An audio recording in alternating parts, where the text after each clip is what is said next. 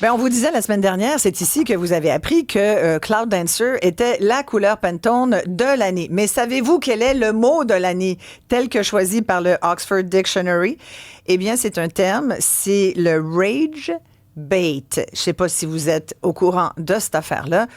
Elle a fait d'ailleurs sa thèse de ses maîtrises, Laurence, de doctorat? Doctorat. Elle n'est pas finie encore, elle est en rédaction. Elle est en rédaction. Oui. Écoute, ça te donne tellement de contenu. De contenu.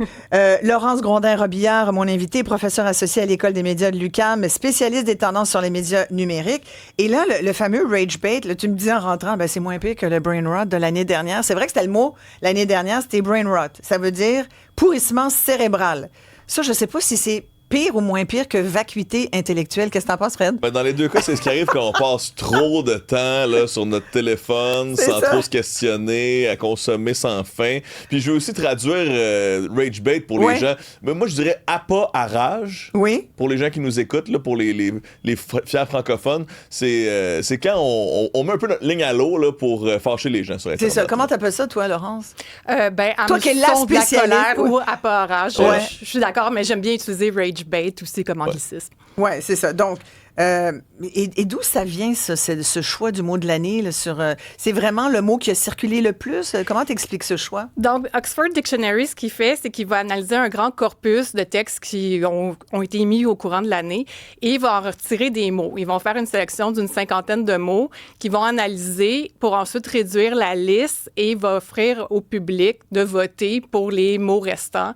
Donc, ceux qui vont être le plus significatifs aussi pour la société. Donc, on avait cette année rage bait, aura farming et biohack. Oh mon amour. C'est quelque c'est chose. C'est tellement 2025, là. Ouais. Oui. Ouais. Bon, aura farming, là, c'est quand on met un peu. On essaie de concentrer notre énergie pour se créer une aura, là. Tu sais, quand on essaie d'augmenter notre charisme. C'est très génération Z, c'est comme ça qu'on peut le voir. Augmenter le nombre de clics sur nos réseaux sociaux, genre. Ben oui, mais aussi, tu peux le faire dans la vraie vie, là. Tu peux, disons, avoir une certaine démarche qui te permet d'avoir de l'aura. Si tu réussis un coup incroyable sportif, par exemple, ça peut être une manière On va dire que tu fais de l'aura farming. Ben là, en prenant une pause particulière devant toi, peut-être, Isabelle, là, je peux essayer. Là. OK. Puis l'autre, c'est quoi? Biohack. Oui. Donc, c'est... Dans le fond, c'est des astuces pour améliorer son être et son esprit. Okay. On peut utiliser les technologies, par exemple, et demander à ChatGPT quoi faire pour justement améliorer notre santé, par exemple. T'sais, on a parlé du fameux milliardaire là, qui dépense des fortunes pour essayer de rajeunir. Là. Il y a un peu de biohacking là-dedans. Brian. Et donc, mais finalement, c'est rage bait qui a pris le dessus. Exactement. Donc, 30 000 personnes et plus auraient voté et c'est rage bait qui en a émané. Donc, exemple de rage bait? Oh, il y en a plusieurs. Moi, bon, mes préférés, j'y retourne tout le temps, c'est vers la Maison-Blanche et Donald Trump. Donc, on peut penser à certaines vidéos qui ont été générées par intelligence artificielle, comme quand il était en avion et passé au-dessus d'une manifestation No Kings et il a déversé un liquide brun sur la foule qui rappelait les excréments, naturellement. On peut penser aussi quand ils ont récupéré la chanson de Pokémon pour dire aux immigrants « attrapez-les tous ». On peut penser à très récemment Sabrina Carpenter qui a une chanson qui a été mise sur une vidéo de ICE, la police d'immigration. Et même cette semaine... Elle n'était pas contente, d'ailleurs. Ben non, pas du tout. Et même cette semaine, la tortue Benjamin, qui a été récupérée par Pete Hegseth, le secrétaire de la Défense. Oui. Ça, voilà un bon exemple de rage bait, d'appât à rage.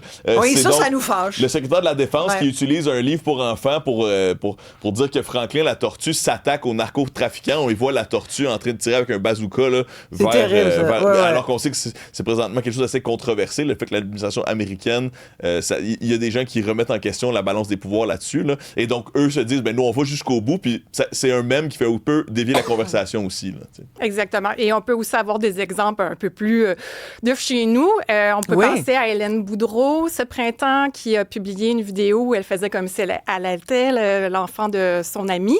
Et ça a créé du rage bait. Ah oui! Oui, ça a été grandement commenté. Et finalement, ce qui est arrivé, c'est qu'elle a admis que c'était volontaire. Elle voulait susciter des réactions. Mais il y a d'autres personnes aussi sur TikTok, par exemple, qui vont utiliser justement leur présence en ligne pour se faire connaître. Ils vont utiliser la stratégie du rage bait et après ça, ben, ils espèrent transférer les gens vers leur compte OnlyFans. Donc, on a un certain Samuel, d'ailleurs, qui va faire exactement la même chose pour se faire connaître, comme Hélène Boudreau, si vous voulez. Ah ouais? Oui. OK. Puis ça marche? Ça fonctionne très bien. Je suis tombée sur un exemple britannique où c'est une influenceuse qui aurait gagné 150 000 $ dans une année en justement prétendant faire du rage bait, mais être une mannequin, puis la vie d'être une trop belle mannequin à New York, qu'est-ce que c'est? C'est très ironique, mais ça crée beaucoup de colère et ça a marché puisqu'elle a eu énormément de vues. Incroyable. Mais dans le fond, il faut avoir les reins solides, là. Exact. Parce que ça veut dire que les gens, ils t'insultent allègrement, là. Oui. Avec le rage bait, vient de la rage, là. Vient du mécontentement puis de la colère. Du vitriol sur Internet. T'as des commentaires désobligeants. Mais là. on sait que quand on reçoit les commentaires, notre publication est plus vue. Hein, c'est un des paradoxes des médias sociaux. Quand on polarise, on finit par attirer plus de regards, plus de gens. Puis il y en a qui veulent expressément ça. Je veux saluer Luc de Shawinigan qui dit que rage bait, c'est fauteur de troubles, selon lui. Alors on continue d'essayer de franciser, là. Puis on reconnaît les gens qui nous écrivent, qui disent « Coudon, est-ce qu'on parle trop en anglais? » On a trouvé des solutions pour le traduire, là, inquiétez-vous pas. Oxford dit rage bait, nous on dit appât à rage ou fauteur de troubles. Mais fauteur de troubles, c'est plus un troll. Non, oui, c'est ça. Ça, je le préférais pour troll. On peut dire qu'il y a des trolls font du rage bait aussi quand même, là, si on tombe dans la sémantique. Là. Oui, ils peuvent en faire, mais en même temps, un troll, son identité, c'est pas tant d'avoir des clics que personnellement. De foutre le bordel. Que de foutre le bordel. Ouais, exactement. Alors que là, cette espèce de colère, on pourrait dire que c'est de la colère générée consciemment? Oui, c'est stratégique et c'est de la manipulation. Dans le fond, complètement. On peut l'utiliser en politique aussi très facilement. On l'a vu avec nos exemples de Donald Trump. Mais je pense qu'il y a certains brownies, il y a des brownies en ce moment qui créent du rage bait. Ouais, pour ceux qui se demandent si on parle trop anglais. Oui, mais cela dit... Tu vois, c'est une phrase qui vient de créer du rage bait automatique.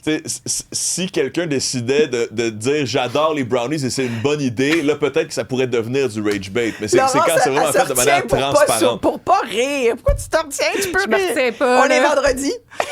Oui, effectivement, on est vendredi. Mais le problème avec rage bait, c'est que, donc, cet appât à rage, ça a pris la place du piège à clic. On est passé du clickbait à rage bait.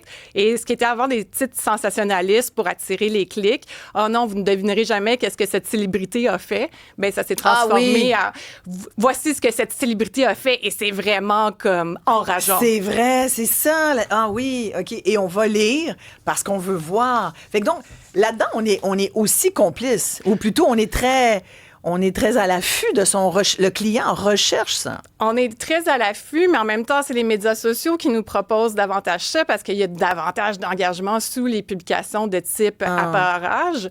Donc, c'est mis de l'avant, bien malgré nous. Et ça fait en sorte qu'on voit aussi des scènes qui peuvent être très violentes, agaçantes. Fait que donc, Fred est heureux. Il vous dit pourquoi ça serait moins...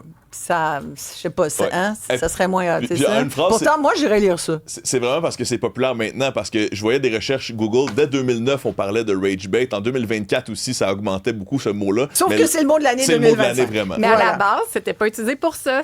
En 2002, ça serait apparu dans des forums sur Internet pour décrire la réaction de conducteurs sur la route qui se font flasher les lumières pour céder la place et finalement ne veulent pas, ça crée de la rage. Laurence Grondin-Robillard, merci beaucoup, professeure associée à l'École des médias de l'UQAM. Merci à toute l'équipe, Florence Lamoureuse, Sébastien Laperrière, Olivier Guillet. Merci à Fred Bastien et à vous. Je dis bon week-end et à lundi.